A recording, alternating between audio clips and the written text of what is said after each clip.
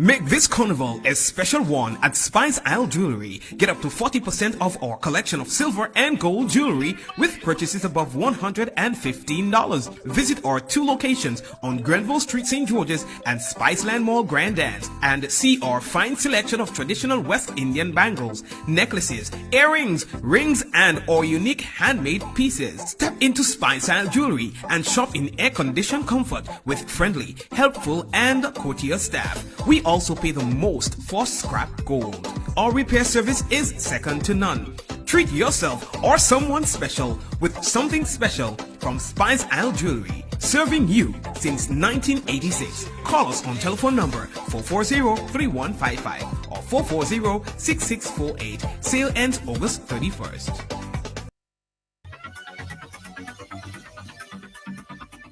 Yes. As you come in, go ahead and share up the thing. Share it up once, share it up twice. Welcome to Ride Along Live for Wednesday. Hey, Lenora, how you doing? Big up yourself. Thank you so much. Iona Van Newton. Ella. Everybody locked on and ready, guys. Today is another one of your episode, your show. We need your participation. We need your reaction because today was an historical day. Yeah? Yeah, Trinidad. Gordon Boney, big up yourself. Happy Independence to the family and friends in Trinidad and Tobago, guys. We appreciate you, we thank you, and we celebrate with you. 60 years, Trinidad and Tobago. Big up yourself.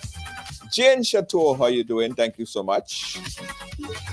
Judith, thank you so much. How you doing? Big up yourself. Everybody. Guys, today I said it's a discussion, So let me go ahead and share the thing on my page a few times. Spice Vern. How you doing, Spice Vern? You good? Thank you. Thank you for joining us, Spice Vern. We appreciate you, Spice Vern. Kerry Latouche. Big up yourself, Cheryl. Guys, if you have family in Trinidad and Tobago, like I have a lot of family members in Trinidad and Tobago. Arima, yeah? And I'm saying and sending out happy 60 to you guys, okay? All right. Family and friends in Trinidad and Tobago, big up yourself. Guys, as I was saying, today is a historical day in Grenada where we saw the 11th session of Parliament, right? We saw the ceremonial opening of the first session of the 11th Parliament, I should say. And indeed, it was historic. We saw a lot of different first time, right? We saw the first time a Muslim was nominated as a senator. First time. Couple other firsts. Couple other significant milestone that was celebrated here today. And we have 2 of our social media panelists, and of course, they need absolutely no introduction. They have been on the panel here before. But before I bring them in, because we don't have a lot of time with Kem Jones because he's headed to another engagement. But I want to bring you guys up to speed now. Give you like a summary of what transpired today. Take a look at this summary of the opening session today. Check this out.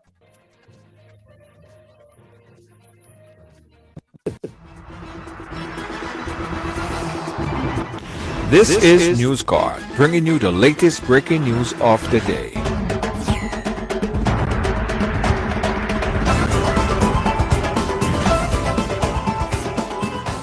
So the first sitting of the 11th Parliament got on its way today. And we learned a couple new things, yeah. We learned that Jonathan Lacrette has one of the worst penmanship ever. Or was it the best? Can't seem to figure it out.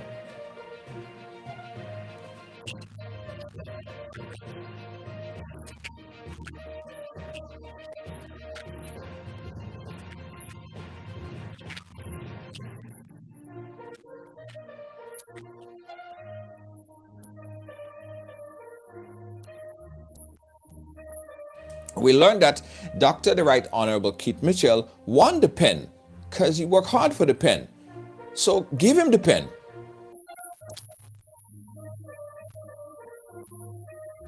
And he also won more claps as well.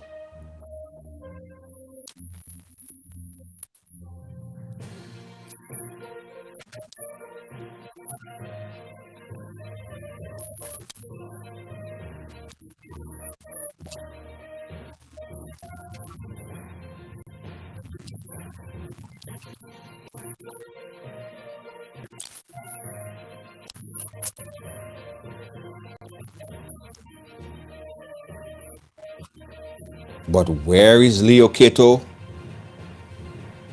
Everybody looking for Leo Cato?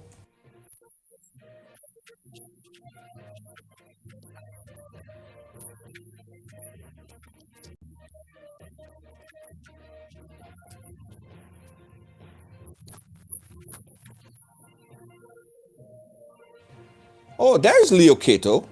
Hey, Leo, they're looking for you. Leo! Leo!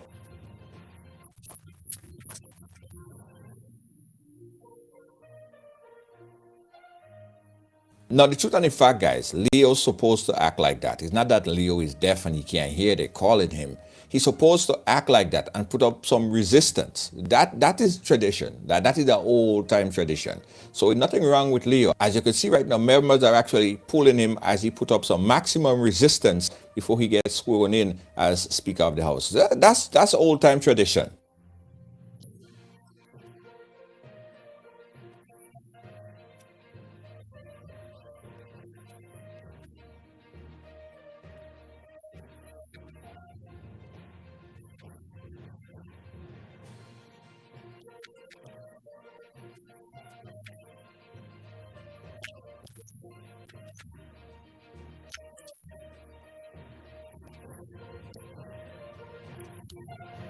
We also appointed today a female as the President of the Senate, the fourth in the history.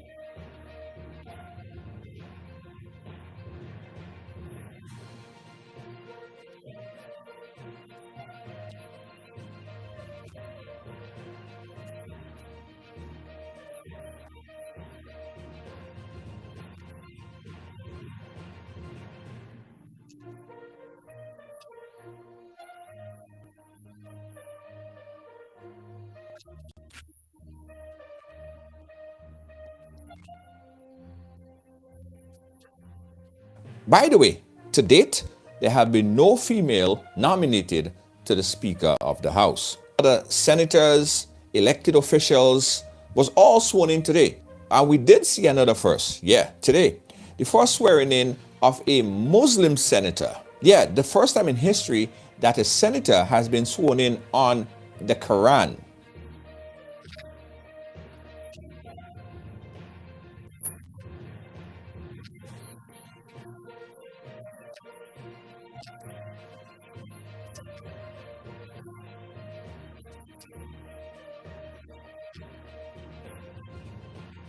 All in all, guys, it was a great ceremonial event which saw other regional heads in the Parliament of Grenada.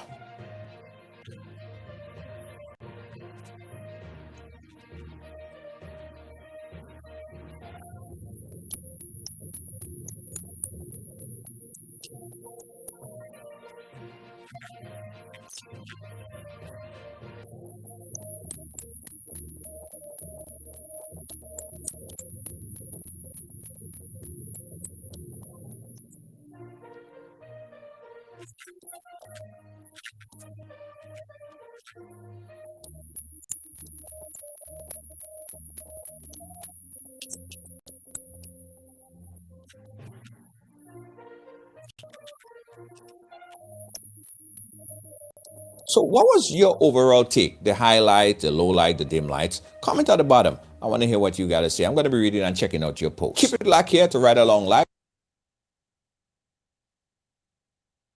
Okay, all right. So that was a brief summary of what transpired today, right? So joining us to summarize and put all of this stuff into perspective is on the phone line we have media personality Kem Jones and of course our journalist Dwight Sampson. Kem, are you hearing us? Yes, I am. Okay, great. Kem, happy to have you. I know you're running around, you're busy as hell. I could understand, so you're on the phone line. Kem, give us a summary. What's your take on the event today? Well, firstly, let me say good afternoon, good evening.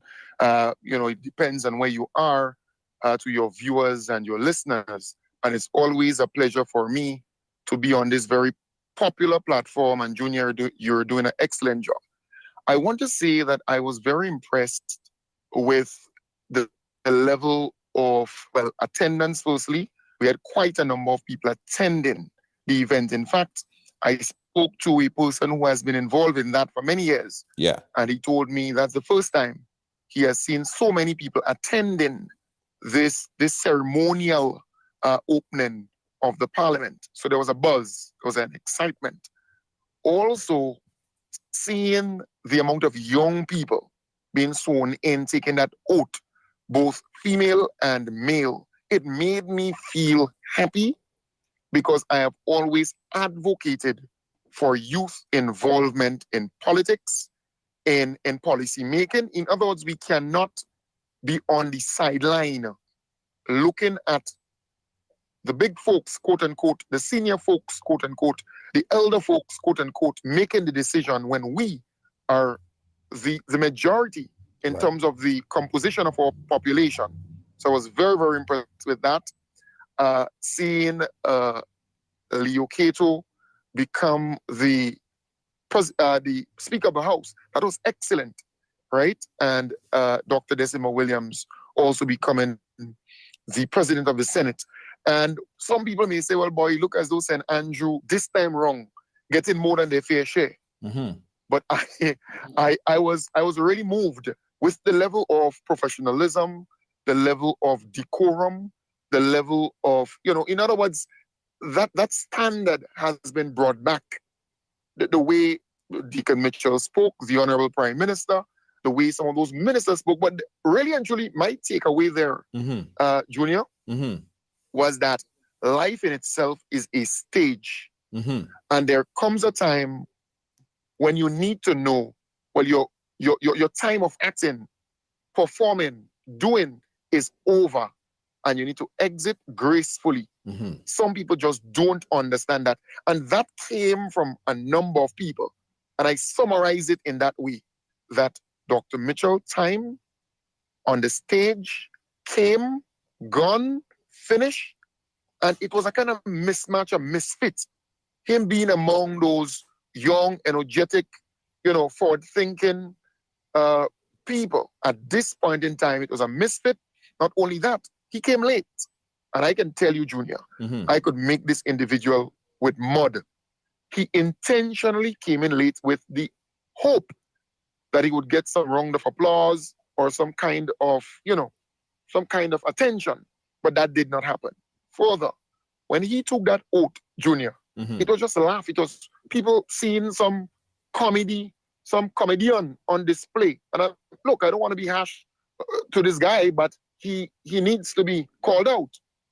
He thought that he was still existing under his leadership in the parliament as prime minister, where it was just kicks and joke but the audience was not tolerant of that kind of thing. So they saw it as some kind of comedy show on his part as he stressed, I, Keith Claudius Mitchell, do solemnly swear that I will bear true allegiance to Her Majesty, and whatever. And he started to stress this thing, so help me God. It came across as a person who wanted attention. He wanted a pen. Okay, they could have given him a whole van load of pens. And he wanted applause. Well, give me more applause. You know, give me more claps now. It came across as though this guy was not meant to be there, but he just made his way there, and you know, like he expired. His time has come to an end. But all in all, Junior, when the Governor General gave that speech, I mean, it was her delivery was somewhat boring. Her reading of the speech was boring, really, really boring. Right? People was kind of swooping and so on there. Let me tell you. But the content of the speech was what was significant. Hearing about the legalization of cannabis for medicinal purposes, and you know, producing stuff, creating meaningful or gainful employment, decent pay for people. That industry is a multi-billion-dollar industry. I was extremely happy with that, because that's something that I have been advocating for with Youth for Change, because we believe that is the direction to go. People cannot just see cannabis as smoking a weed by the side of the road, or smoking a joint, or smoking the pushing peng, or whatever you call it. It has to be more than that, right? When he spoke about, when it was mentioned that the NDC will build a teaching hospital facility, that's something that I have been advocating and pushing for a very, very long time. The previous NDC started that process. The NNP stalled that process. And I think it's a good way to go, because remember, when our Grenadian brothers and sisters, and also those who come from abroad to study at SGU, particularly, you know, in the medicine or health area, they tend to go to the United Kingdom, the United States for the last 2 years or so of the practical aspect of medicine. And to live here, go and rent in the United States or rent in the United Kingdom, spend money there. That's money we could keep right here in Grenada, Carriacou, and PT Martinique, right? So it's a good move. We would have experts coming here to teach them to, you know, and then all people will get the opportunity to do surgeries and other things like that. That's a really, really good move in my view. He spoke about emphasis on young people, on, well, education, health, agriculture. That is really good infrastructure. What really caught my attention too was when they announced that, look, in all government buildings throughout the island, like community center and facilities like that, they should have internet that is open, separate and apart, open, that the public could use. Right. In other words, you go there, you don't have to be guessing and fighting for data and fighting for Wi-Fi and so on. So that is good. And the focus on workers, making sure that they get their pension, making sure that there is a good industrial climate, working relationship between employer and employee. That is really, really good. I was really impressed. The whole package was, to me, very impressive. And based on what the feedback I've received, seems as though it was well received by nearly everybody. Right. We have Dwight on as well. Dwight, what was your reaction of the event today? Let me just get after getting a car quickly, Martinique, and all at large. I thought about exactly what Kem. Hold on, Dwight. Your audio is kind of breaking up again. We're having that audio IO issue again. I don't know if you could. And yeah, guys, again, we're talking about the historic event today. It was the first session of the 11th Parliament in Grenada, and as I said, it was historic. The turnout was, as I said, was historic. We also had members of the heads of government around the region that was also there. We saw Roosevelt Skerritt, plus other dignitaries in the parliament. And we're seeing it's not the first, but it's definitely was a momentous occasion when we have the swearing in of the president of the Senate. That was a great moment. And for the first time, Grenada nominated a Muslim senator. All right, and he made he swore in on a Quran, which was the first in the history of Grenada. All right, let me go back to Sampson. Okay, we lost Sampson there.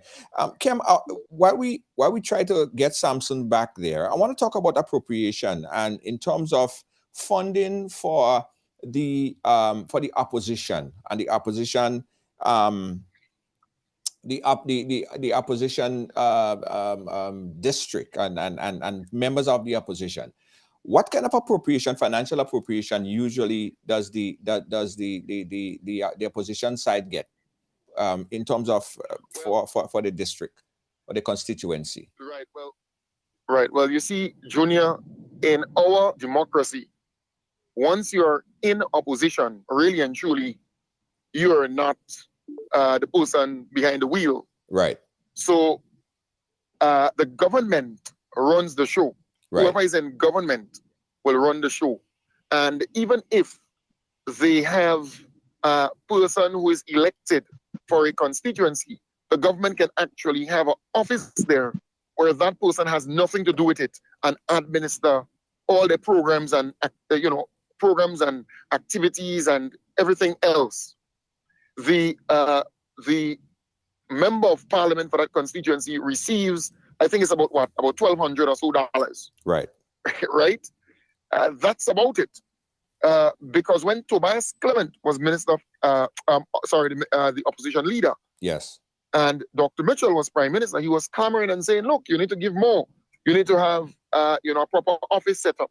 You need to have money allocated for the opposition for that constituency. But if we, as a people, can recall, and if we are honest with ourselves, what happened in St. George Northeast was a situation where they set up an office.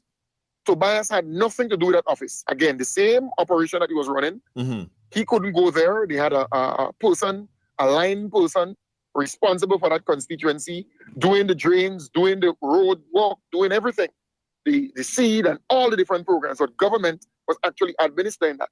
So the opposition, really and truly, they have to cool it, right? And let the government do what they have to do in the different constituencies. Collect the $1,200, budget with that, because, the Imani trainees, they were budgeting $700 and $800 for quite a number of years. And, they saw it as appropriate. Now is the opportunity for Dr. Mitchell, for Delma Thomas, Emlyn Pay. Well, her name is Faith now. They start calling her Faith, amazingly. Mm-hmm. Right? Kate Lewis, and who's the other person? Peter David, and those folks. To take that $1,200 and budget for gas, budget for cell phone allowance, budget for electricity, budget for food, and budget for everything else with the $1,200. Right? They are custom with the how much thousands and thousands of dollars and all the allowances and so on. This is the table turn, and I'm happy with that, Junior. Mm-hmm. I'm excited about that. The government must be allowed to do what they're supposed to do in the different constituencies, put their people in place to administer their programs and make sure that the program is successful. In fact, those folks who are not a part of the government team, they win their seats. They should get nothing, zero. No constituency allowance, no allowance whatsoever at the constituency level. Yeah, let's try again for. Right?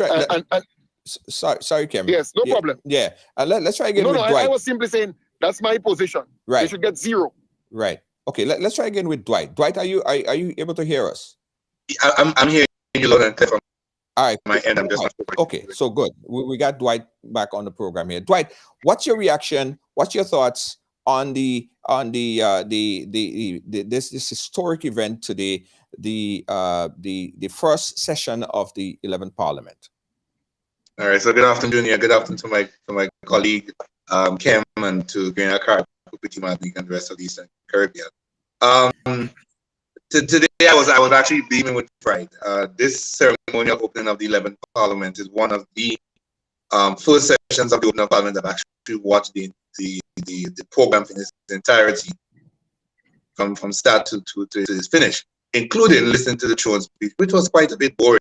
Just the way in which Her Excellency would have read the throne speech. Other than that, I think that today's session was one for the history books. I am very, very happy and comfortable knowing that the transformation has even gotten to the House of Parliament.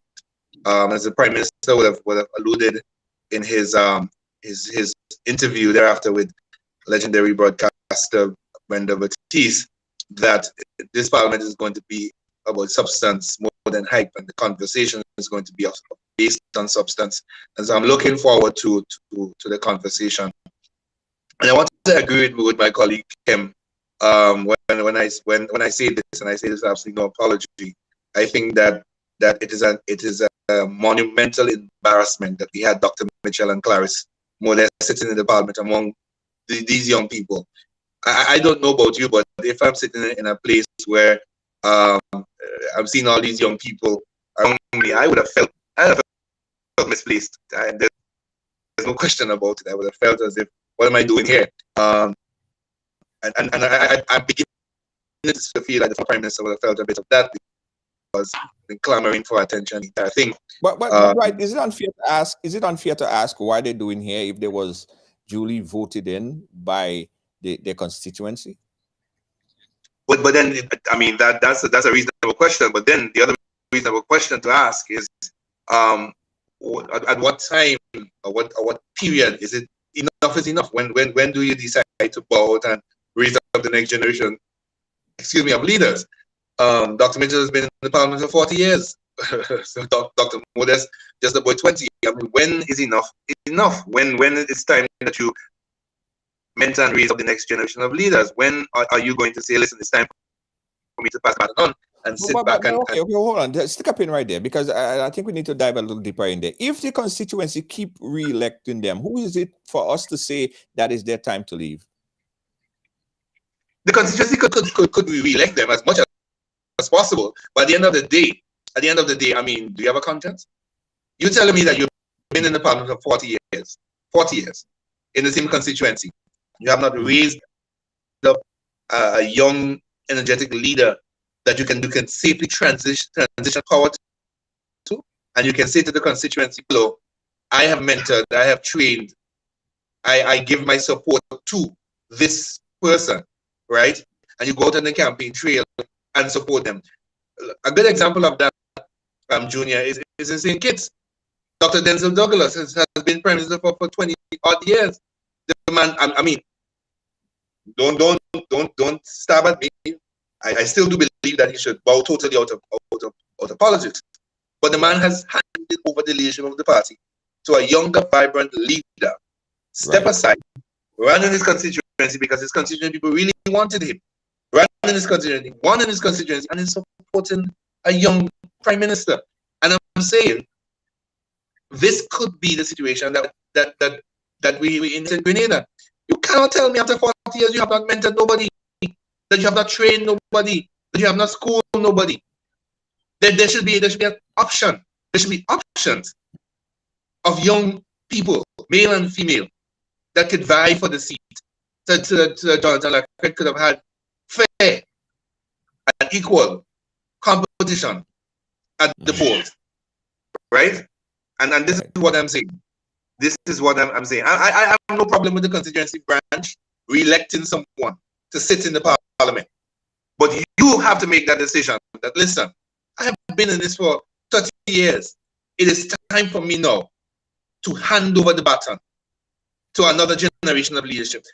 Because you in your period in your as Prime Minister, you've been taunting and running and raving about youth and youth development and all that. And the simple foundational principle of inclusion when it comes to young people. And that is one of the reasons why I personally can never support the National Party, because they say one thing in one breath and do the complete opposite with their hands. They say it with their mouth and do something different with their hand. But going back to the Parliament, the ceremony opening of Parliament, the throne speech, though it was pulling teeth to listen to, just in the way Her Excellency would have read it. It was rich, and it was not a throne speech that was a reality throne speech. It wasn't flawed initiatives, or they wondering, well, how you won't get this done, or how you won't get that done. We're talking about sports tourism. We're talking about health tourism. We're talking about legalization of cannabis. Something that has been happening in the region, may I add, for about 5 to 10 years now. There's been conversation about it. Grenada has just never signed on.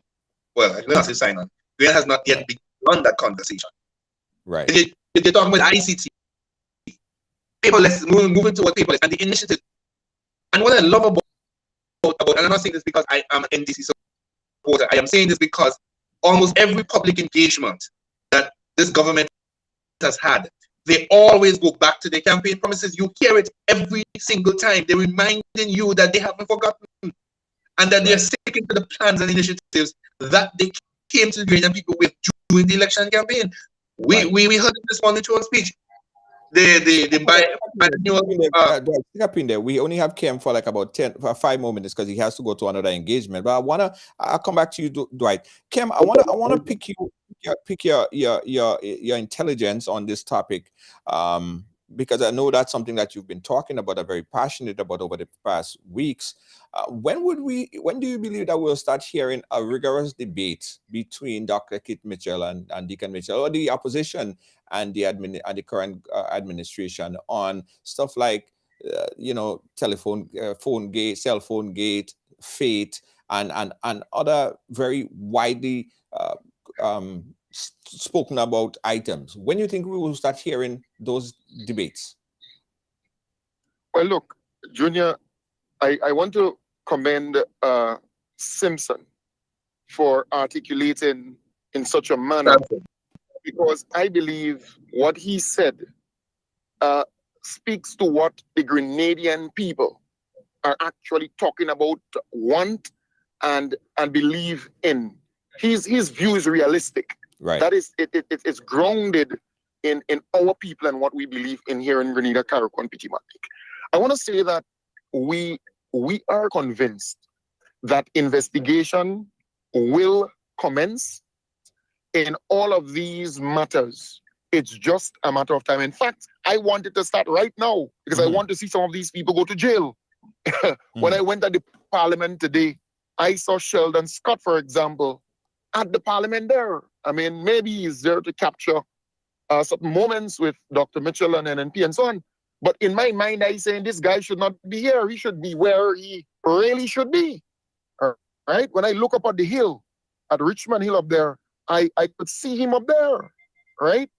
But he's not there. And I am simply saying the investigation will commence. Just give it some time. Things are gathering pace. We have been looking at quite a number of things. In fact, as I told people, I have a bag of... You ain't seen nothing yet, Junior. You ain't hear nothing yet in terms of misappropriation, corruption, wrongdoing, all kinds of stuff from the past administration. I am simply saying at the end of the day, you ain't seen nothing yet. We have a lot to expose and let the public know, but investigation will commence and some people going to go to jail.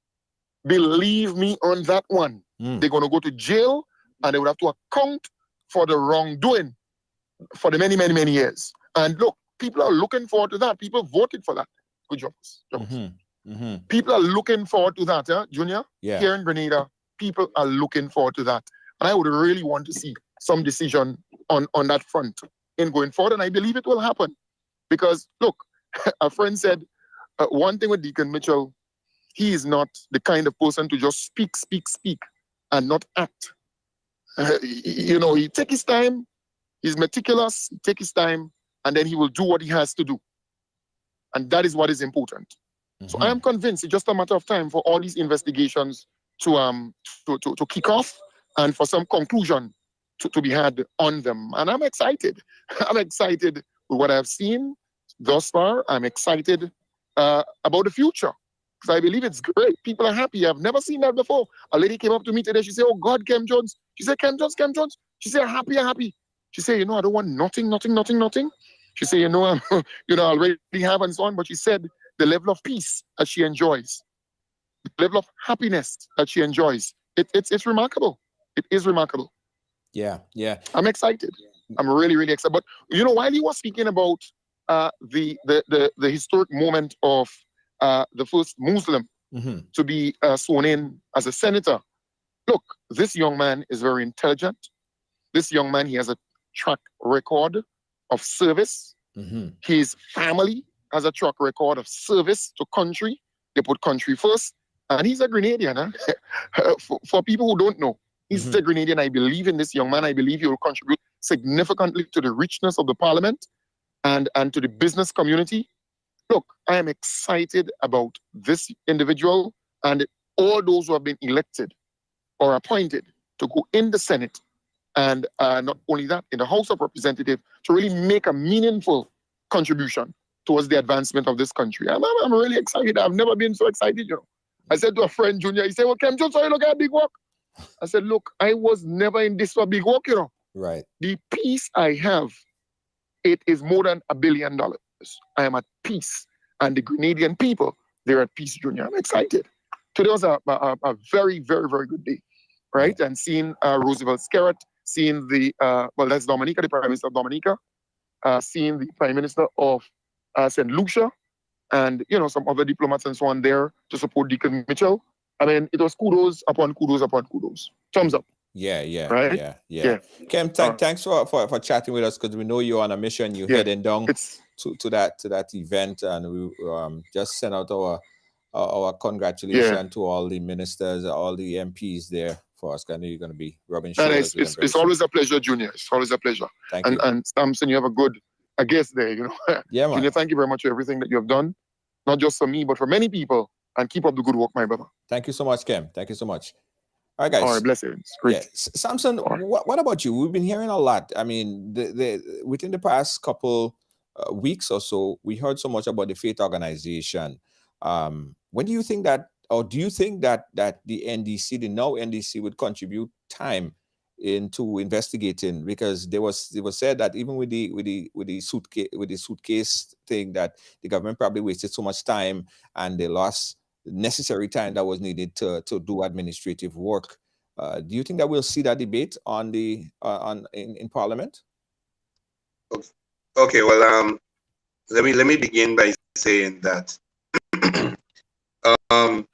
the NDC government of 2008 to 2013 should never be referenced in any particular way, and let me say why. I am one who fundamentally believed, when I was a journalist in Grenada, and I don't need to say where, because I think most people would know where, I began to do some investigative work and found out that the NDC party, the NLP party, had cronies in some of the ministries, and would have used those people to peddle and backpedal lies and propaganda that ultimately led to the NDC administration failing. It's something that the Honorable Lennox Andrew would have mentioned on the campaign trail, and it's something that I personally know for a fact. So what this NDC administration needs to do is to protect itself against that, first and foremost. And while I'm on that, that brings me to the whole conversation of what has happened in Carriacou. And I saw the reaction this morning, and people's reaction to Tevin.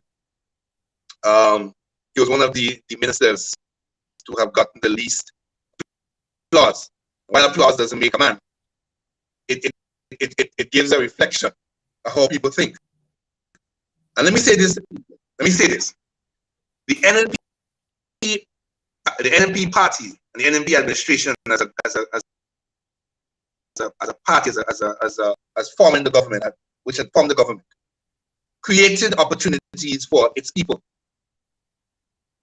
whichever and however they could, be through the Imani program or all of these community liaison officers and these community outreach officers and these community. Okay, hold on again, right? We're getting that audio breakup again. You probably need to just refresh and come back in, and your audio will be good again. It was good going, and then it started to break up really bad. In the meantime, guys, we're taking your call live, getting your reaction. Just go back out and come back in, right? Sure. Yeah, we're taking your reaction live, guys. 718-701-5720. Reaction to what you saw today, right? Some of you guys watched it. Some of you guys watched snippets of it. We have a summary that we're going to post, but I want to get your take. I want to get your reaction on what happened today. And also, you know, someone have reached out to me and they were saying, at what point are we really going to start to come together? The election is far behind us, but still there is still this partisan divide. You know what I mean? At what point are we actually going to start the nation building and coming together and putting all hands on deck? Because that's the only way we'll get forward, not as a NNP or NDC or this party or that party, when everybody come together and they want us to start this conversation. I think it's necessary as well. So we'll see what this new parliament aim to do in bringing Grenadians together, not on a political agenda, but as a nationalistic agenda, as a Grenadian. Dwight, you back with us? Yeah, you hear me clear now? Yeah, it's clearer now. Guys, so again, Dwight is back with us, and we want you to chime in as well. The number that you call right now on the WhatsApp is 718-701-5720. Let us know your reaction on what you saw earlier today. Dwight, go right ahead. Yes, I was saying that let us not get distracted. But indeed, I agree that organizations like Faith and all of these other things need to be exposed, need to be investigated. The taxpayers, the hard citizens of Grenada, their tax monies should not be involved in wanton spending and giving it to the party supporters for whatever, excuse me, whatever gain. And I was making the point before I had to go out and come back, that you had all of these people having all different job titles, and when you do investigation into these jobs, what exactly do they do? Your community liaison officer. What does a community liaison officer do? Does you know that when you begin to ask the serious questions, you can't get the answers, because guess what?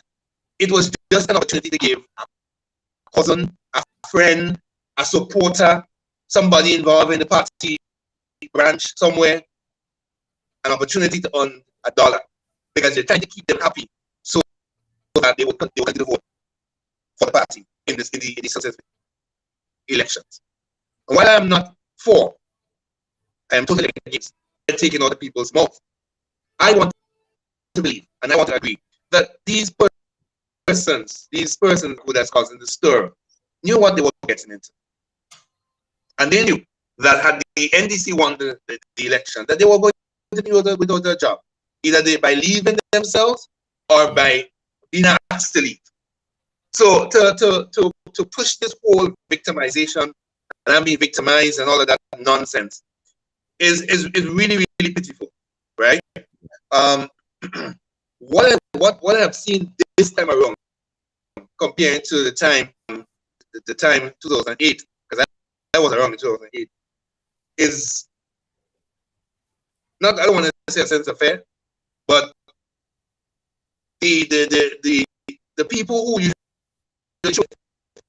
bold and take information from what was happening within the cabinet of the Tillman Thomas administration and carry it up to Happy Hill, other places. But when right, hold on again. Just mute your video and just let me hear your audio, because we really want to hear it. Right? Yeah, probably that the audio will sound clearer if we don't have video. Go ahead. I'm not sure that's going to help, but I apologize for that. I'm not even sure what's going on with the service. Yeah. You hear me clear now? I'm hearing you a little better. Hopefully it stays that way. All right. Yeah, so as I'm saying that I don't want the government to get distracted. You create a task force or committee involving police, and it's not working better, Dwight. It's not working better. In fact, it's actually sounding a lot worse. So let me just go to the phone lines right now, guys. We open up the phone lines if you want to chime in on this historical day in Grenada, the first session of the 11th Parliament, where we had a number of firsts, and we also had members from the regional heads in Grenada celebrating Grenada. First session of the 11th Parliament. What's your take? We saw this the throne speech. I watched the comments at the bottom. I saw what everybody was saying, and one of the things that I saw you guys keep talking about, and someone actually tagged me this, and they said we should actually have a panel to discuss this further, is the question of having the Queen as head of state, right? And everyone have to read this and in honor of the Queen. Now, it has to be like this until it's changed, like how Barbados changed that. Barbados is now a republic. Without that fundamental change, it will continue that way. What I firmly believe that change would enable my child, your child, anybody that born in Grenada or whichever island to now know that they could be born in that island and become the head of state. As it is right now, that is one margin, or that is one ladder that they can't cross, right? They cannot be the queen.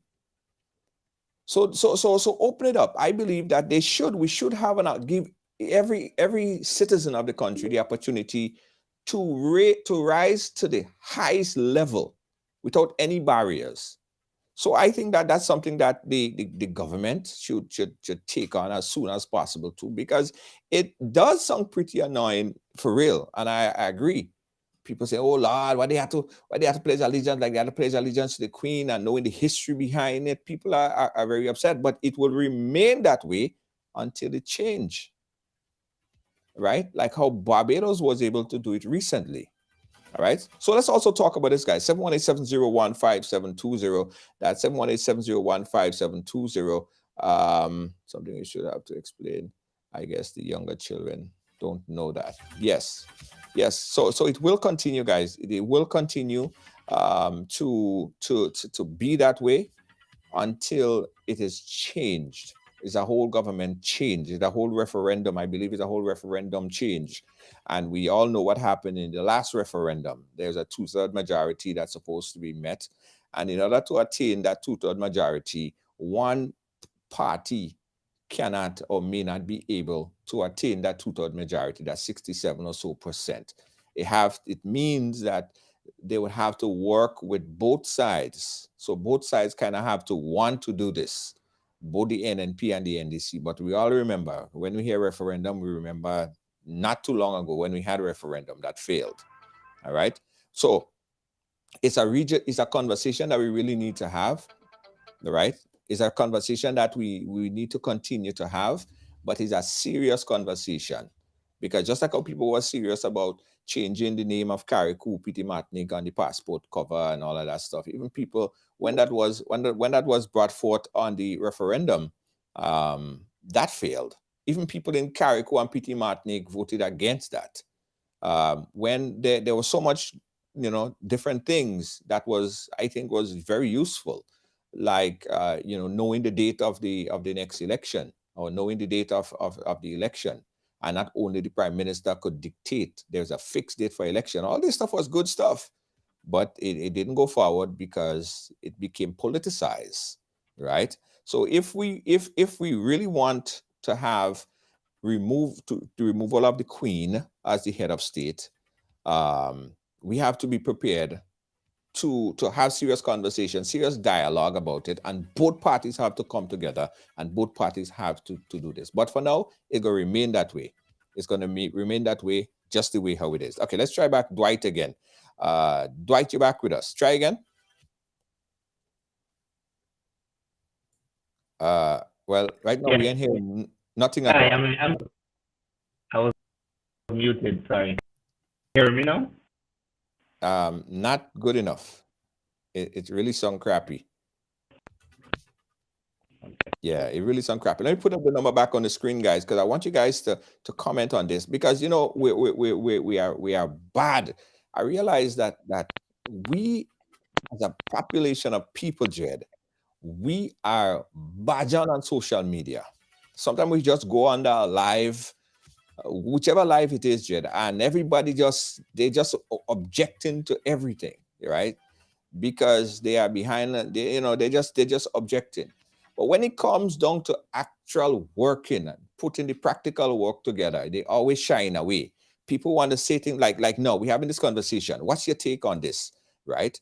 And everybody, they would comment, but they won't call, right? There's over 600 people on the live, right? If you're serious about it and you have a point of view about it, yeah, we want to hear your point of view. What's your take on how this stuff could be implemented? Is it important to you? Is it important to you that the parliament don't have to pledge allegiance to the Queen? is it important to you that the head of state should be something that's attainable by anyone in the population? Is that important to you? If it's important to you, let's talk about it. Let's have some serious dialogue about it. All right.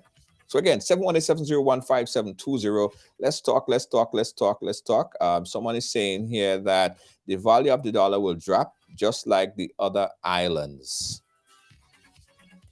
All right, we're watching. Okay, Dwight, are you back? Test again, Dwight. Let me see if I'm hearing you better.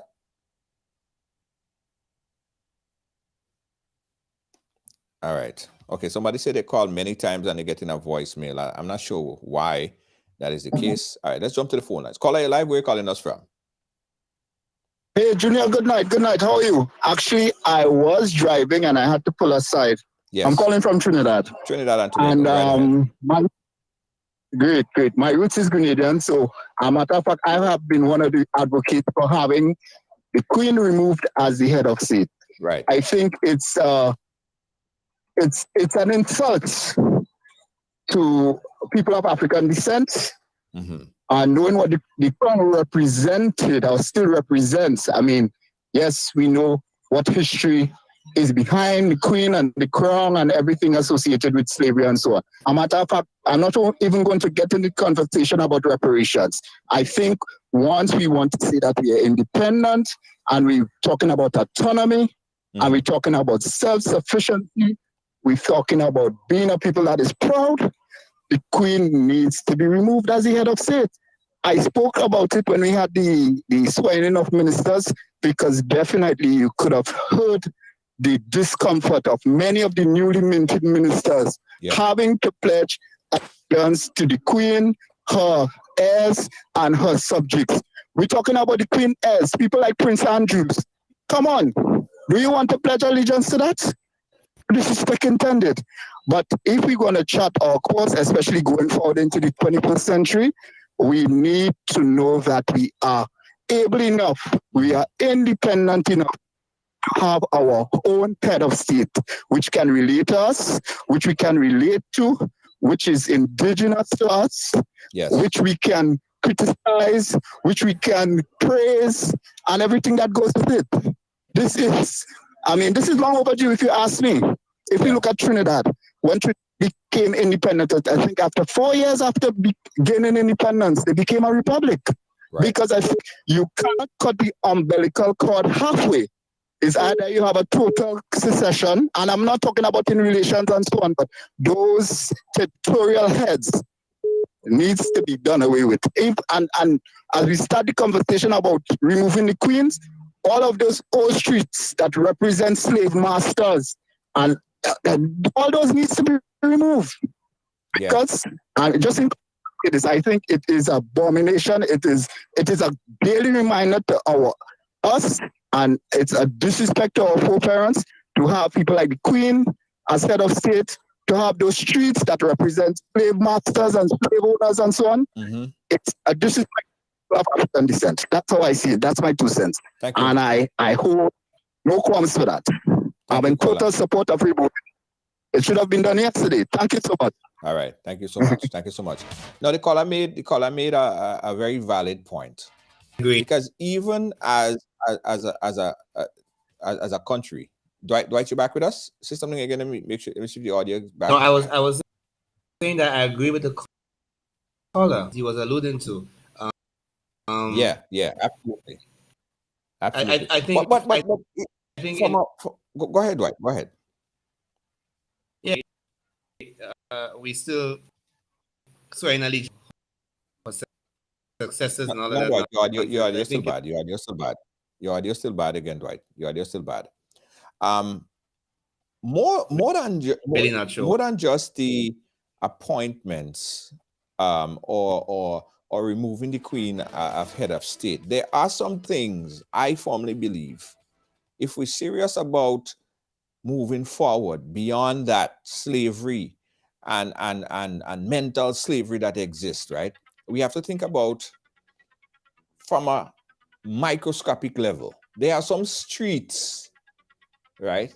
There are some playgrounds within our communities, and you hear the names of the playgrounds, you'll be like, well, who is XYZ.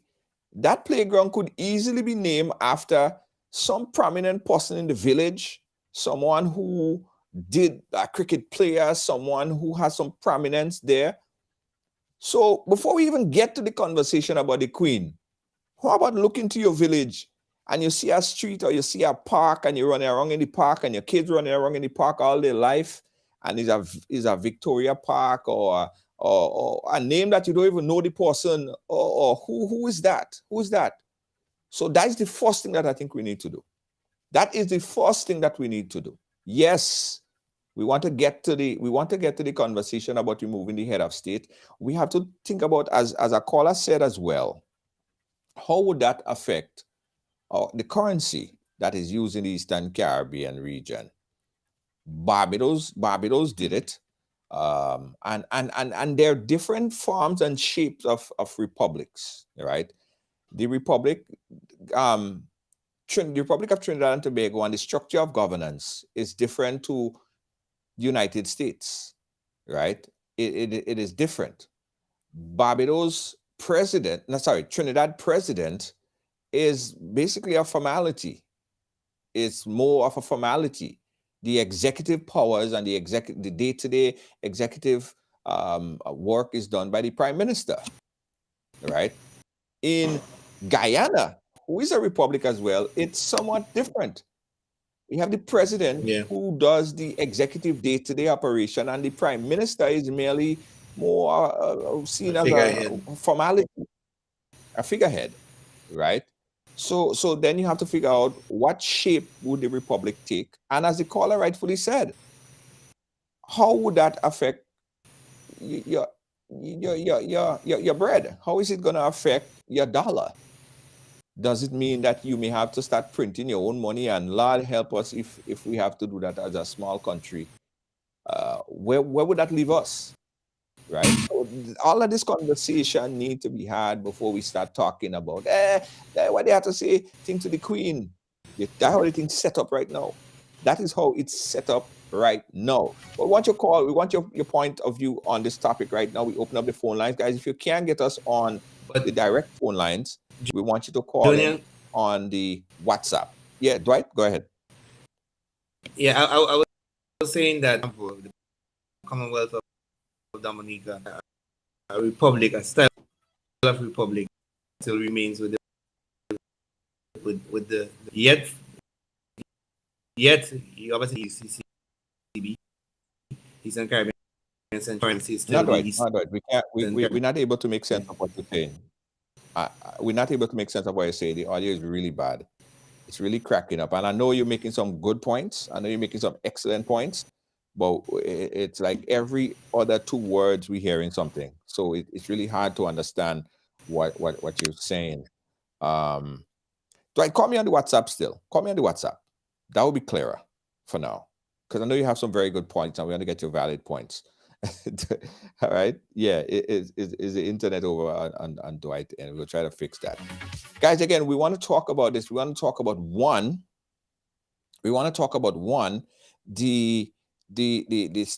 ceremony today, right? And let's go deeper into that. But let's also talk about the conversation that was happening within the conversation when everything was happening, the throne speech. Everybody on the chat was saying, hey, why do they have to say this? Why we have to have the Queen as the head of state? Let's talk about it. We got Dwight on the WhatsApp. Dwight, you should be hearing you clear now. You there? Yeah, I'm here. You hear me clear? Yeah, hearing you much clearer. Yeah. Yeah, let me just apologize to the viewers. I am not even sure what's happening. I had to pull out the retirement, one of my old headphones and all kinds of things, but it just seems like it's not working, so I'm not sure what's going on. But hold on, you sound like you're on speaker now. You sound kind of bouncy around, so I don't know if you want to take it off a speaker and talk directly into it.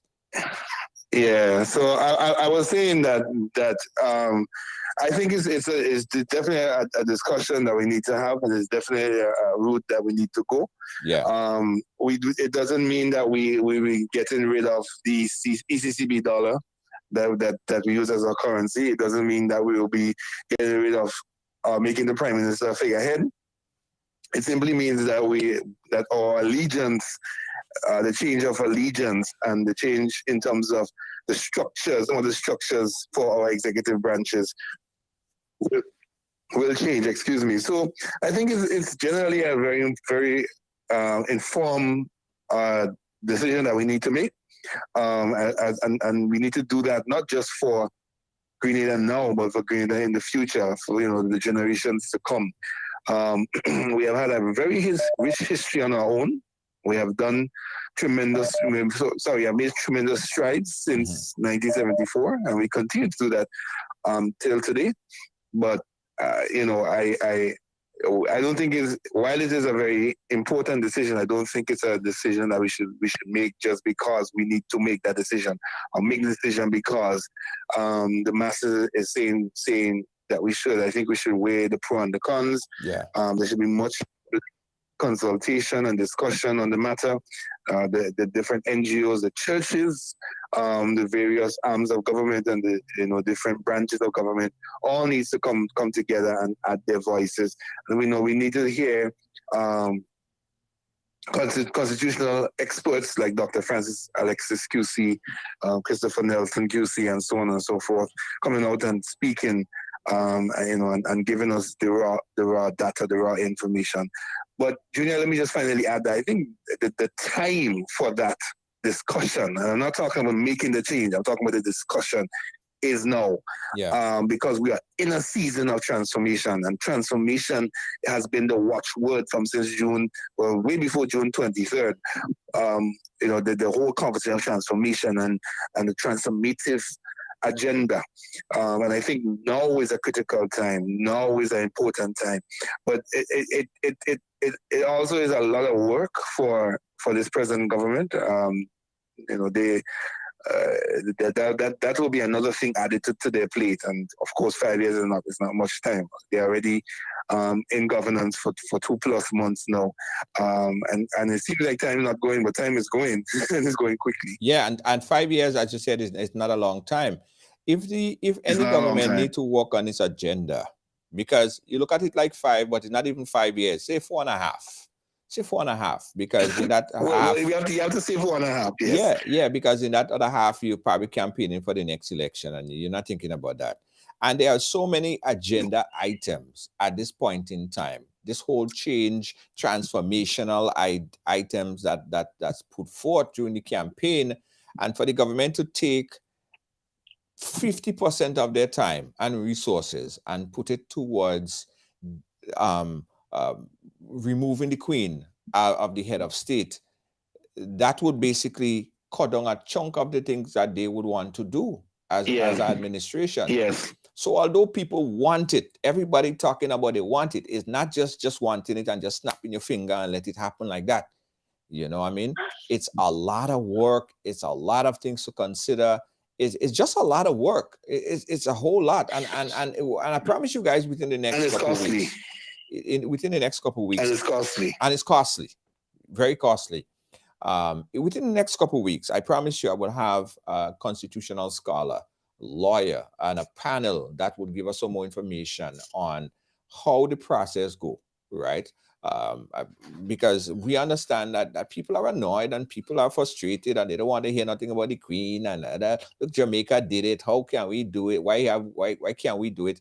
All of these things. Trinidad, everybody, you know what I mean? But it's a process. And do the government right now have the appetite for that type of transformation? Because they didn't really even campaign too heavy on that at the time, although it was spoken about, but it wasn't the center of their campaign. There are a lot of stuff that they need to do. So that is the case. Well, we still want to give folks the opportunity to chime in. I saw during the conversation we had a call that was coming in. So guys, you could call us back again, because I want to get your guys' views on this, everything that you saw today, and just put your voice on the topic here, on the question of the removing the Queen of the head as the head of state, and also the first session of the 11th Parliament today. Caller, you're live. Where are you calling us from? I'm calling from Crown Heights. Crown Heights, Brooklyn. Go right ahead. Yes, I was thinking in terms of the brilliant idea you all speak about the changing of some of the names in Grenada. Yes. But asking myself then, why did they call Don Granon's area Wall Street? I find some of the people in Grenada, they took copycats for me, in my opinion. For example, some of them speaking like Jamaican. They're talking in the air like Jamaicans. Like they do not approve or appreciate their nationality and their culture. So I try to find out why they call on the Wall Street when there are so many different names they can use in Grenada to name, I could say, rename the streets. You know, well, in Grenville and Jones, which is good. So some of us know Ben Jones, the younger people might know, you know, but I find it high time they use what we have and implement it. Right. And I do not understand why Grenada is called Pure Grenada. So isn't Isles of Spice something more realistic and really part of Grenada? So if we change the names and we look at the changes, we ask ourselves, maybe with a name change, we could identify the meaning behind the name. The name of the state, the name of the state didn't change. The name of the state didn't change. The Pure Grenada is more of a promotional, was more of a promotional push or promotional pull. But the state remained Grenada, right? On the referendum, and in fact, it will change the state, the name that exists on the state as was attempted in the last referendum. It has to be a referendum. It has to go to the people.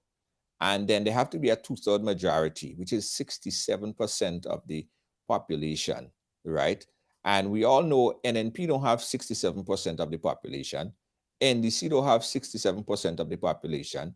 So in order for that change, like when they wanted to make the change and put Grenada, Carriacou, and Petit Martinique, right?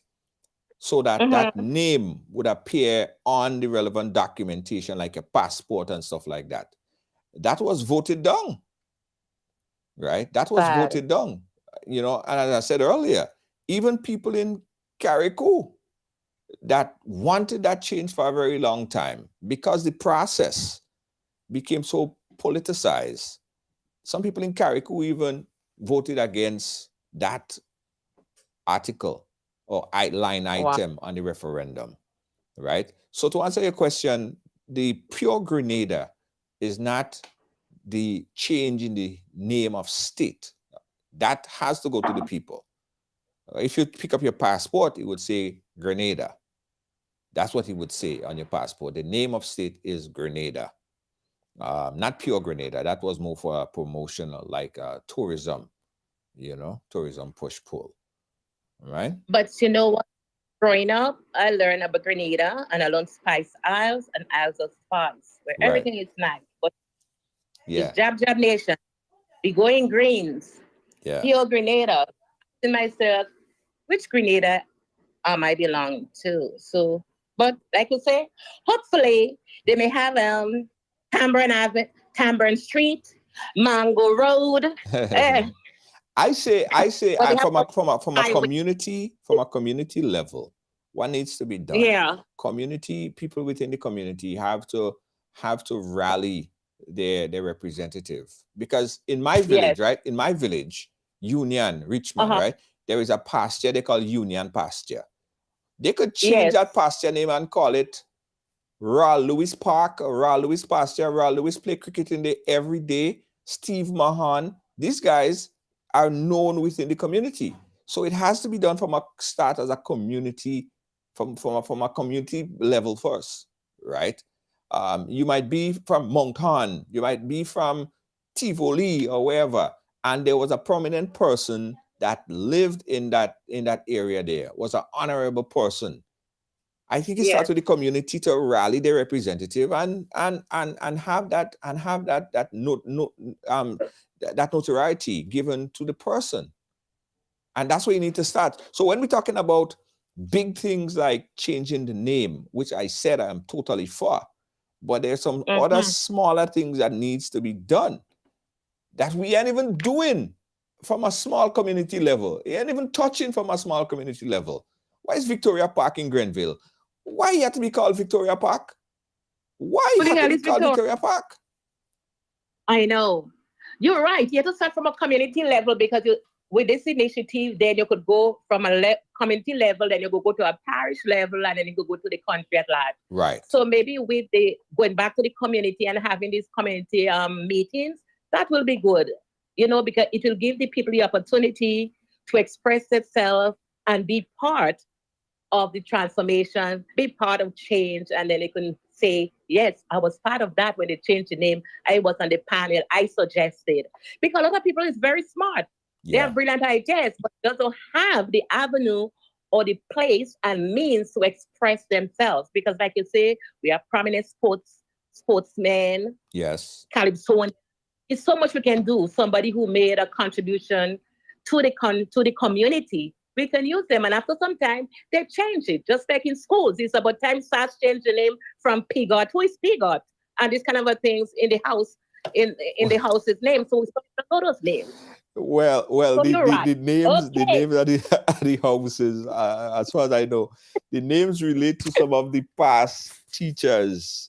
In that, I don't know if all schools follow that same pattern, but like I was in Julian House, and I know it was named after Crystal Julian, who was a former principal of the school. Yes, that makes sense. But who is Pigot? Probably was a past teacher. I don't know. I don't know who's Pigot. I'm sure somebody would be able to. I thought it was a bird like Pipirit. But I was a bird name. Nah, I think it might be a past teacher or something like that.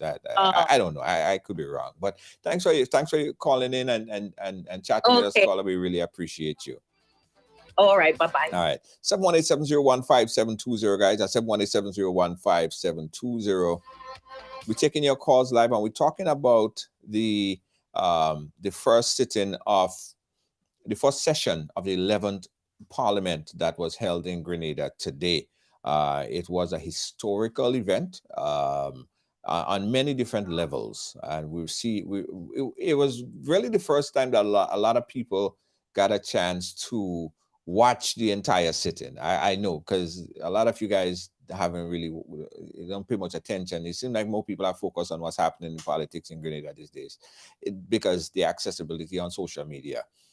So I saw a lot of people, and a lot of people asking a lot of questions. One of the things, and I have Dwight on the phone, but one of the things that we saw today, and people was like, but what happened to that man? That man deaf? You see down there, they calling him. Why you don't answer? Leo Cato. And he was nominated as we got a call on the line. Yeah, he was nominated as Speaker of the House, right? And he acted like if he just there, and he wasn't coming up, and then some guys came and they pulled him up, and he was disgruntled. Now that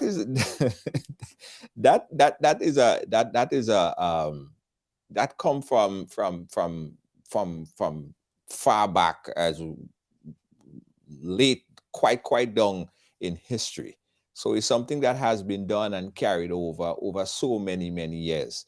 The opposition leader, not necessarily the opposition leader, Speaker of the House, always acting that kind of disgruntled way, as he don't want to be appointed as the Speaker of the House. So that's what happened there, guys. So don't feel like the man didn't want the walk or whatever the case is. That's exactly what happened there. Let's go back to the phone lines. We got a call on the line. Caller, where are you calling us from? Calling from Guelph. Go right ahead. Right. And that's just to remind some of us people that we have the Cardboard Peters Park in Guelph. Yes. It was named after Cardboard Peters, a really avid sportsman. He used to drive a bus called Western, so they call him known as Chef. Yeah. I don't know if you may not know him. If I'm on the lands, Cardboard Peters. Mm-hmm. That's why they renamed the park in Guelph Cardboard Peters Park for it used to be Windsor Park, I think. Right. You understand? So I just hope that will help. Really. No, we need to see more of that. We need to see more of that. Yeah, that's what I mean. From a community level, right? And before we start talking about all of these big things, all of these things about replacing the Queen of the Head of State, how about replacing the name of Victoria Park in Grenville? Yeah. Yes. What? Yes. That'll take no referendum. That don't take no going to the polls. That don't take nothing, but just to rename the park after a prominent person in Grenville. Exactly. Union Pasture, everybody already knows Union. They could name it Ra Lewis, Steve Mahan. They could name it any one of these people and them. That don't take no referendum. So if we are unable to do the small things, if we're unable to do the small things, or we don't want to do the small things, and we're talking about the big things, which take referendum, which takes voting, which costs so much money and uncertainties and time from administration, come together right now and change the park name in your village, the street name in your village. Yeah, I personally believe we should change the head of state, but not to another ceremonial head of state. But again, as I say, that is for later. Right. It's time to change the local names, like what they did, the Morris Bishop Highway from Tyrrell Street to Hobart Blaze Street. Yeah. The one with Ben Jones, among others, you see, they could do it. Yeah. It's just a matter of getting the people of the to do it. Yeah. We could only talk about it on the ground. Yeah. True. But if the people up there and doing nothing about it, there's nothing we could do on the ground about it except talk. If you understand the point I'm making. Yeah. Now you have a very valid point. Now here is what comes up when that conversation, when we start to speak about things like this, right? Okay. So there is Tantine recreational or Tantine playing field, right? That's in Tantine. But come on, everybody know that they're in Tantine. Give it a name. Give it a name of somebody. No, of a local somebody. From the area. That's when you start to talk about. So somebody could feel like they could attain that. Their son, their daughter could attain or grow up and be something outstanding, so they could get a field name after them. But as I said, when we started the conversation, like, okay, my friend here, Peter, he's from Union, Richmond, Ladigue area there. And I said, okay, change Union playing field.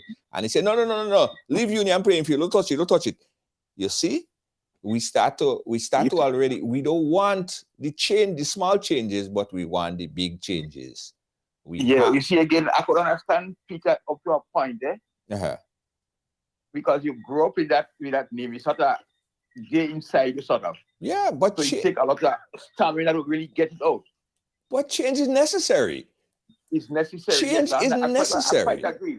Yeah. You need changing, but you go hard for maybe a younger person than somebody younger than Peter. In the teens coming up might see the need. But Peter may not agree with that. And in a way, I don't blame him. Yeah. If you understand the point.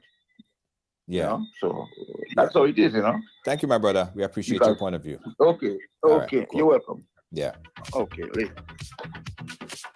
Yeah, guys, we have to, as I said, before we start talking about the big things, right? Before we start talking about the big things, we have to start talking about the smaller things. All right. Junior, stop that. Tantine. Right name is Roy St. John's playing field, named after Grenadian First Minister of Sports. All right, hand clap for that. Hand clap for that. Hand clap for that. Thank you, Giselle, for putting me in the place where that one is concerned. We got Dwight back on the line. Dwight, you there? Yeah, I'm here. Yeah. So the conversation has geared now because they have so much talk about it. There have been so much comments under the post, under the live today about these playing fields and these streets and these schools or what have you that is named after, people that we don't even know. Right? But I'm saying that before we start talking about changing head of state, we have to first do it from a community level. What's your take on that?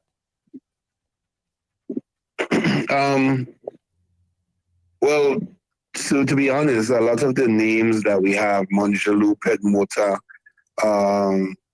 those sort of names speaks to our rich historic background. It speaks to our time under the French, our time under the British, and so on and so forth. And I think changing them is basically shutting the door on our history. And there's a whole saying: if you don't know where you're coming from, you simply don't know where you're going. Right. And so I think yes, we do have to make some change in terms of names and so on and so forth. Maybe a street name or so, but for the actual name of the village, I think some of them, or most of them, if not all of them, should be maintained as it speaks to the historical. As its historical significance. What if the name of these places or fields are colonizers' names? As we even see in the U.S. here, they are people who fought against the democracy of the United States, who fought against free life and liberty against the United States. Still, they have a big statue. And you pass every day and you see that hovering tattoo with this person on top of a horse. Well, that person was the one who instigated slavery and promoted for slavery. And yet they have a big statue on top of a horse with a whip over the head like that to remind Black people how they get whipped. And they call this whole area that name of that particular statue of that man who did all of this atrocities to people. Should that be allowed? I was going to say before you interjected that probably what needs to happen is, and I'm not sure if it's something that the government would want to invest money or invest time and energy into. Maybe an exploratory committee should be set up to look at these names and so on. Because I mean, look, we have, for example, Halifax Street, which is named after Melville Street, which is named after a former governor. But we, until recently, had nothing named after Eric Geary, which is the father of independence, which is more modern day. And so you want to make sure that, and I mean, to be honest with you, I think some of these street names in towns have been there for over 100 years. Sometimes in some instances, I think it's time for a change to something more modern, something more recent, something that we can bear evidence with, something that happened within some of our lifetime, or our parents or our grandparents' lifetime. And so you can tell the story. The problem with some of these streets names and some of these village names is that they've been named so long that like the patois, so they have gone out. The history, the relevance has lost its relevantness. Put it that way. Yeah. I mean, for example, and it's very sad, but if you ask a teenager, 14 or 15-year-old right now, who was Eric Geary, and all they can tell you is the father of independence. They can't speak to 1950s is work for the working class of Grenada. Being one of the first instrumental in the introduction of adult suffrage. One of the persons who fought for independence, not just became the father of independence, but fought for independence. I mean, if you ask a teenager around that age, who was Maurice Bishop, I mean, let's come away from the celebrities for prime ministers we have. Ask someone who was George Rizan, who was Herbert Blaze, who was Nicholas Braffett. Right. They know them as prime ministers, as figureheads, but they don't know the history or the contribution that they make. Because guess what? The generation of people who hold those knowledge either died, and with the pandemic just recently, either died, dead, or gone. Yeah. And they go with the history with them. And so what you have is that you have these names that we're trying to teach in a school setting, but really doesn't bear any significance. It doesn't really speak to, it doesn't give you that sense of pride. That's what I'm looking for. It doesn't give you that sense of pride to say, I am from Monjaloo. Yeah. I am from Pedmota. I am from Chantamel. Or, you don't get that sense of pride. So I think it's something that we definitely need to review, and bring it up to date.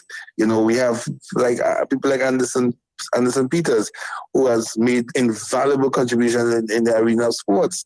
Yeah. What do we have to highlight his efforts? What I mean. Well, for Karani James, we have the Karani James. We had to fight for that. We had to fight for it. Yes, and we also had to fight for it. Lagoon Road was renamed Karani James Boulevard, but that is what I'm saying. There need to be appetite for change, right? Appetite for, as they say, for small changes. Before we could talk big changes, we need to understand that there need to be some small changes. And the small changes might be community-based. Yeah. But when we got Lagoon changed to Karani James, there was really a fight. It didn't just happen overnight. It didn't fall from the sky. There was a public outcry.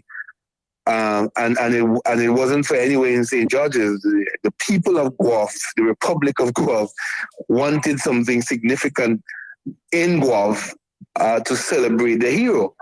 And then Tillman Thomas administration decided, well, let's make it more centralized and put it in the town. Right. But even in Guelph itself, there's nothing significant to say. You know, you may pass and see on the sign, "Welcome to Guelph, home of Karani James," or whatever the case may be. But is there anything significant, you know, to say, you know, this has happened? You know, we cry down River Road, for example, and not understanding that you know, people like Junior Murray came from River Road, our first Gradient cricketer. You know, so and the other thing about that too, Junior, is that over time, these areas, and I want to allude to this, and I don't want people from the Republic of Guelph to hang me for it, but gun battle has been a area that had a negative tone to it for many years, until Karani James run and win goal, and has changed the whole phenomenon of the area, you know, and now people are proud to say I'm from gun battle. Before Karani James, people were not necessary. And I mean, if I'm wrong, I stand to be corrected. But you know, people were not necessarily saying I'm from gun battle, you know, outright and boldly and proudly. Right. You know, and I'm saying similarly with River Road has garnered a negative persona in the national community. And I mean, if we had changed the name to say, you know, Raw Lewis Hill or Raw Lewis Community or Raw Lewis Village or Raw Lewis Road or whatever, you know, it adds that pride, that sense of association, you know. So I mean, a lot of names over the years have garnered a, you know, negative tone or intuition to it. And so if you want to change that, right, that is one way you can definitely start. Absolutely. And I mean, I want to beat that topic for the rest of the next 5 minutes that I'm here, but it have to go back again to how we were educated and how we have to re-educate ourselves. Because I remember going to school, all we learned so much about the Nina, the Pinta, the Santa Maria, the 3 ships that Columbus used to sail around. I'm calling on behalf of Barbara Walters with the Consumer. All right. Yeah, the Nina, the Pinta, and the Santa Maria. And why we had to learn about that? Who idea was say, okay, well, you know, you're gonna get a job one day, and you would need to somehow know about the Nina, the Pinta, and the Santa Maria. I have never in my life have to use that information. Right? The information of the ship and the Columbus, and they have Columbus Square, and they give Columbus so much big accolades and big streets all over the place. And, you know, what that haven't done anything for me. So education is something, again, that have to be changed. And teaching kids practical stuff, practical daily things that could make them make money, that could make them, you know, live a better life. It's not all about money, but things that finding out what's their passion, utilizing their passion to elevate themselves, right? These are the things that need to be focused on. But still, even in the curriculum I think needs to be shaken up, man. The curriculum needs to switch up a bit. We're talking about Bitcoins and stuff now. People in China and England, and we're competing on a global level. It's a global level right now. You're in Trinidad or Grenada or St. Vincent or Jamaica, but you are actually competing with people in China and Singapore and France and all over the world. What about coding? Yeah, indeed. Teach them how to code. Indeed. Practical stuff, monetization. Teach them how to make money. People make millions of dollars just by being producers, content providers, using your talent for artists and all of these things. But instead, they're teaching us about Nina, Pinta, and Santa Maria. What are doing for you? That are doing nothing. Indeed. You know? That will do nothing. That will do nothing. But listen, Dwight, we have to wrap up. We're way above our time. Final closing thoughts, my brother. Yeah, I mean, the conversation started one way, ended another way. True.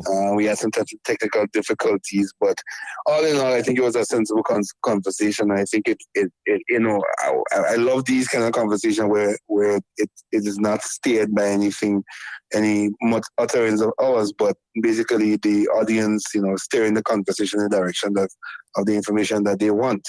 And so it was a very informative one. I think today, with the ceremonial opening of the 11th Parliament, really beamed some pride for us young people, to see Kareem, to see Ron, to see Andy, to see Tevin and all the other young people in our parliament, and we're looking forward to hearing their debates and hearing their conversations, so on and so forth.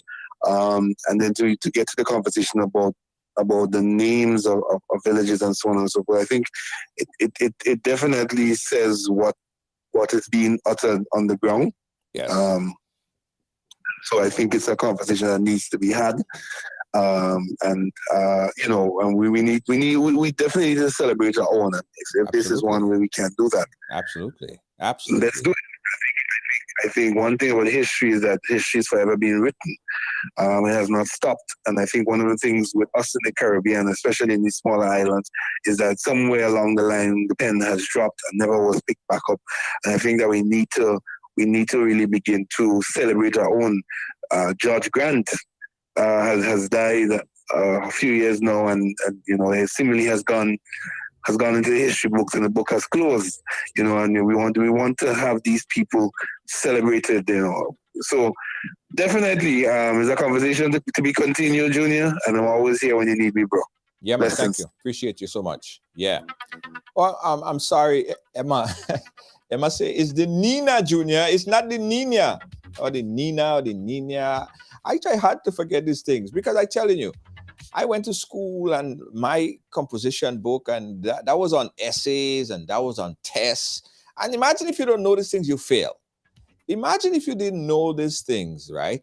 They give you a big X and you fail, and you come low down in common entrance, and you can't go to the next level. You can't go to tertiary education because you don't know about the Nina, the Pinta, and the Santa Maria. Yeah, they call you dumb, so they call you uneducated, you know, bright, all kind of thing, because you don't know about that. But the really and truly know, the people that's really bright are the people who know how to. That really people are really bright. Everybody have their level of intelligence. Everybody have their level of competency, things that they could do very well, right? They may not be able to remember the how much days it took Columbus to sail around the New World, or what time, what year he hit Grenada, so-called passed through Grenada, and the ships and all of this stuff. But they could freaking draw real good. Yeah, they could draw real good, harnessing that and taking the strengths that they have and harnessing it into and making it something that they could utilize for the rest of their life, right? They could utilize for their life. They could start businesses, entrepreneurship based on something that they have within. As I always say, everybody's like a mango tree. Every time I say that, people say, why are you talking about mango tree? Mango is all they just talk about. But it's true. Everybody is like a mango tree, right? Everybody have a purpose. A mango tree was put on the face of the earth or created or whatever to make mango. It have a purpose. And some people, they just haven't found their purpose as yet. But find your purpose, and you're going to realize that if you harness your purpose and you train yourself more on that purpose, you could be the best at it. You could live your life doing it. And it's not even work. You don't feel like work. You just feel like you are just having fun. I know we started to talk about one thing and we're talking about this, but all of this thing comes together, you know. All of this comes together. At the end of the day, it all comes together. Right? I saw another, and to answer the question that someone said that it's about time that we start to come together as a people, as a Caribbean region again. I think it is necessary that we get past the partisanship, and we start to talk about understanding our difference, but start talking about nation building, because we can't go forward with half the population on board. We need all hands on deck. We ain't gonna get nothing happening if half of the people is not supportive just because they're not supportive. Not because they don't like the idea, not because the idea is not a great one, but it's just not gonna support because I don't like who you voted for, or who you assume to be voted for, or who people say you voted for, whatever the case is.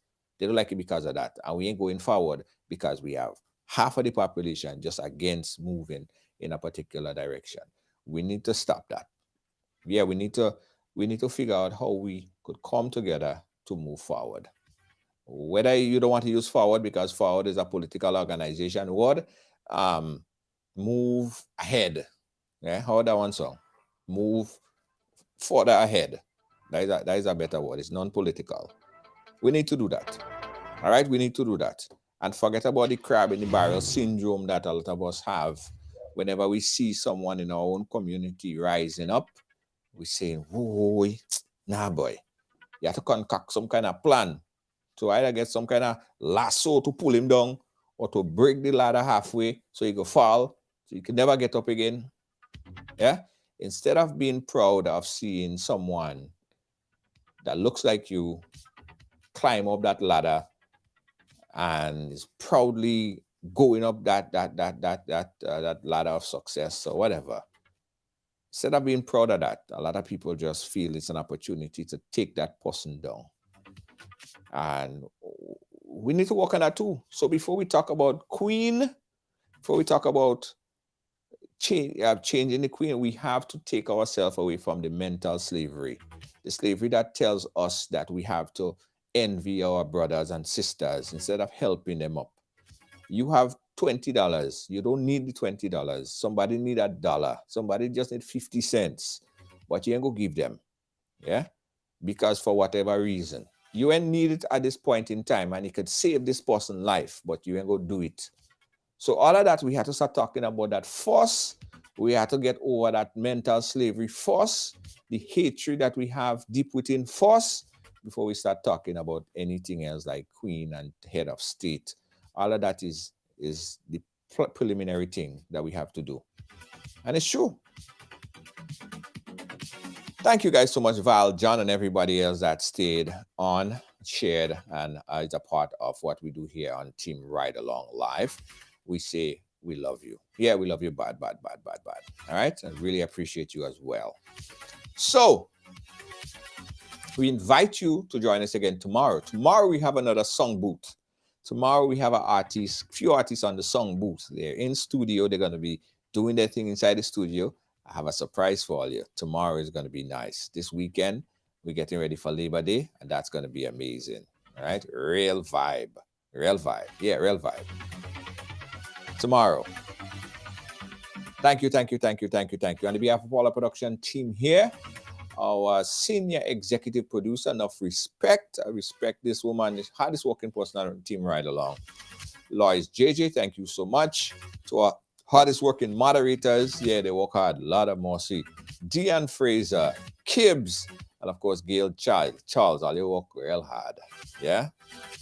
Thank you guys so much. Catch you again tomorrow. Don't forget, if you have a business and you want to advertise on the Ride Along Live, you want to advertise, you want to get your business out there, give us a call. I got to big up this business. Where is it? I'm going to be there on Saturday. They have a grand opening. Yeah. Motion Spice Natural. Grand opening. That's going to be on the 3rd. They start at 10 a.m. We go all the way down to 6 p.m. They're located at 1611 Nostrand Avenue. That's 1611 Nostrand Avenue. And that's in Brooklyn. Big them up. We're going to be there. So I could pull it up and give them a bly. Because I love to support small businesses, right? I love to support small micro businesses. They're just starting. So I could pull them up and give them a bly.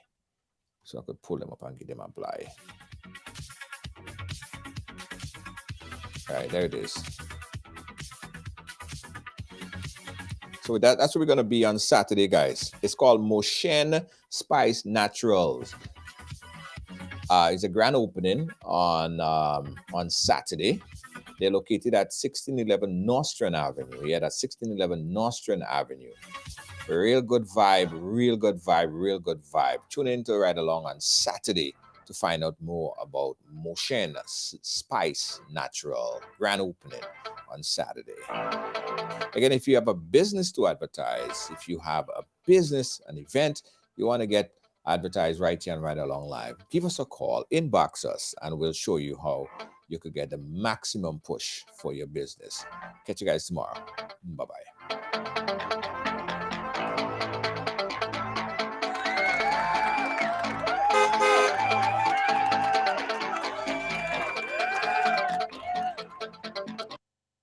Canadian products are now only a mouse click away at GrenadaMarket.com. Nutmeg and guava jams, jellies and the syrups, world-famous nutmeg pain relief spray, black sage, soursop, lemongrass, and bois bande bar. Ordering is simple and friendly. All major credit cards accepted. Safe, secure shopping guaranteed. GrenadaMarket.com ships your product anywhere in the world. So when you can't go to the island, the products off the island can be sent to you. Just log on to www.grenadamarket.com and experience our quick delivery and homely service.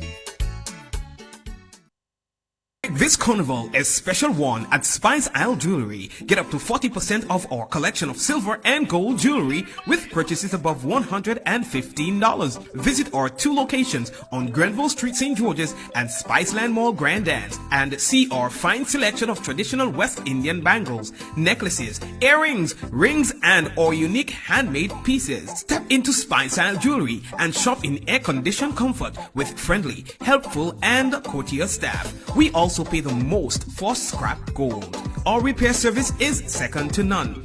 Treat yourself or someone special with something special from Spice Isle Jewelry, serving you since 1986. Call us on telephone number 440-3155 or 440 Export Limited, Toronto, Canada. Shipping barrels and other cargo to Grenada in 3 weeks, including custom clearing and home delivery to anywhere in Grenada. They source, purchase, and ship new and used anything. Call or WhatsApp Eric, aka Greens, on 416-569-9755. That's 416. Funeral service serve you with dignity and compassion as you mourn. Every day, we embark on the journey of life, and one day, the journey will end. It's on that day that you can entrust the celebration of life of your loved ones to David Williams Funeral Service. Call 718-291-3823. Well, it's on Ride Along, so it's happening here. Came over here. What does it mean? You know, I grew up in what I guess we call a typical family. We break all the stories, and that's just a fact.